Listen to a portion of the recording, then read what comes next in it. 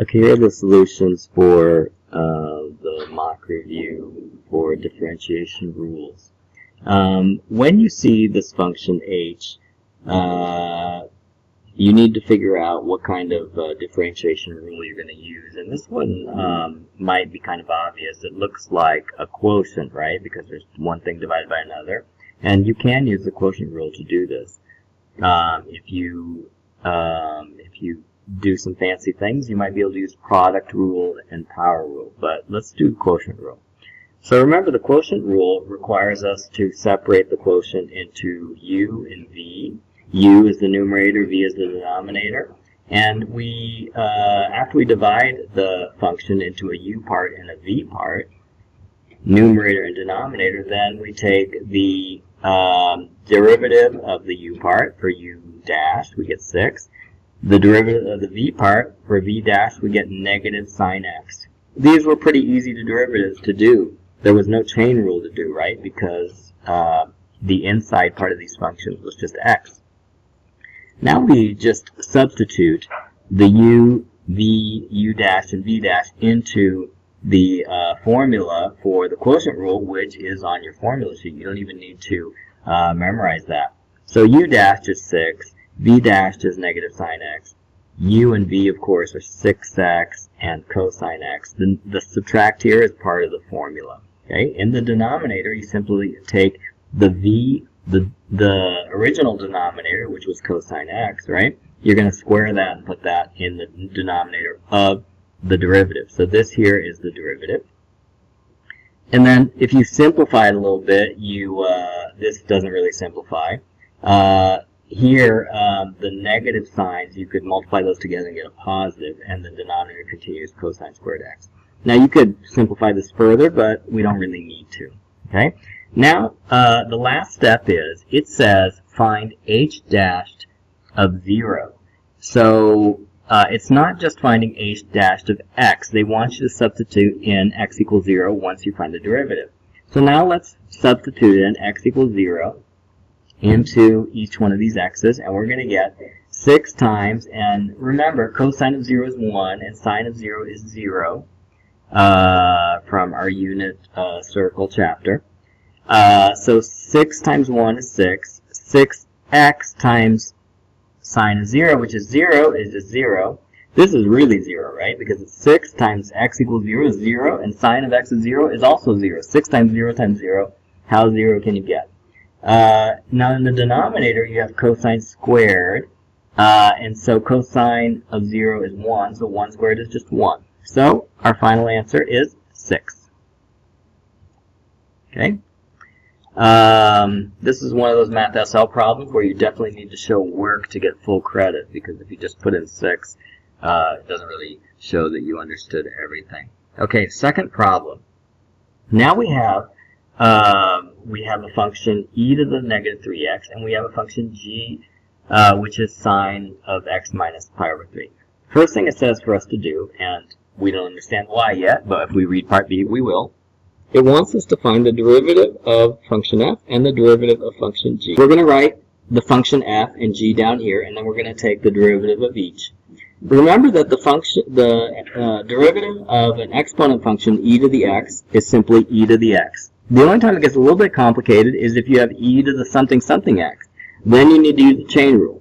So the derivative of e to the negative 3x would first just be e to the negative 3x, but then you would use the chain rule, and you would have to take the derivative of the inside part of the function negative 3x, which would be negative 3. Now I've arranged it here with negative 3 in the front, which looks nicer, but usually when you do the chain rule, you end up with negative 3 after it, and then you just need to rearrange it, okay? When you take the derivative of the function g, which is sine of x minus pi over 3, you have to remember that, hey, if I take the derivative of sine, the derivative is cosine. And whatever you had in the middle here, this complicated thing here, x minus pi over 3, you continue with that inside the cosine function. But now you have to do the chain rule. But even though this looks really messy, x minus pi over 3, if you stop and take the derivative of it, you're going to see that the derivative of x minus pi over 3 is simply 1, because the derivative of x is 1, the derivative of minus pi over 3 is 0. So even though it looks complicated, it's not. Okay? All right, so now we have f, f dashed, g, g dashed. Then we go down to h. Okay? Oh, sorry. In b, they say, hey, I'm going to give you a new function. It's h. And oh my god, look how complicated it is. Left side, e to the negative 3x. Right side, sine of x minus pi over 3. What are we going to do? Well, now we know why they put us through that work in a, where we took the derivatives of f and g. Okay? So they did that because they were going to give us a function which we don't know how to take the derivative of altogether, but we can see that it is a product of two functions that we can't take the derivative of. Hint, hint, we're going to use the product rule. Okay, so the product rule says divide it up into two functions you can take the derivative of, u and v, and then you're going to use the product rule formula, which is in the formula sheet, u dashed v plus u v dashed, okay, which is, in this case, u is f and v is g, so I'm going to rewrite it f dash g plus f g dashed. And you can see, like, if you memorize it the opposite way, it's the same thing because commutative law of addition tells you that you can invert these, and that's fine. Okay, so now we just substitute in. We know that f equals that, f dashed equals that, g equals that, g dashed equals that. If we substitute all those elements in, then we get this big long mess, okay? Now, the final thing is, it doesn't want h dashed, it wants h dashed when x equals pi over 3. So now we need to substitute in x equals pi over 3. So everywhere it says x, like here, here, here, and here, we need to put in pi over 3. If we do that, we end up with something much simpler, because e to the negative 3 times pi over 3 would be e to the negative pi, right? Sine of pi over 3 minus pi over 3 is sine of 0. Cosine of pi over 3 minus pi over 3 is 0, cosine of 0, right? And so it simplifies to this, okay? So now, sine of 0, of course, is 0, and cosine of 0 is 1. So you can consider this 1, consider this 0. Hey, look. If you have a 0 in this term that's all multiplied together, then we know the whole thing multiplied together is 0, because 0 times anything is 0, right? What about this? Cosine of 0 is 1, so it's just 1 times e to the minus pi. Okay? So the answer is just going to be e to the minus pi, because this term disappears. It goes to 0.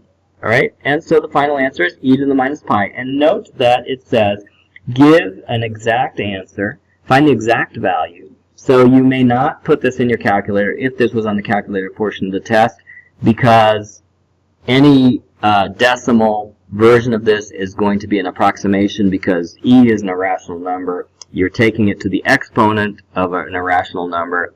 This is really irrational. So the only way to write it, as an exact value is with symbols like that. Okay? And that's it.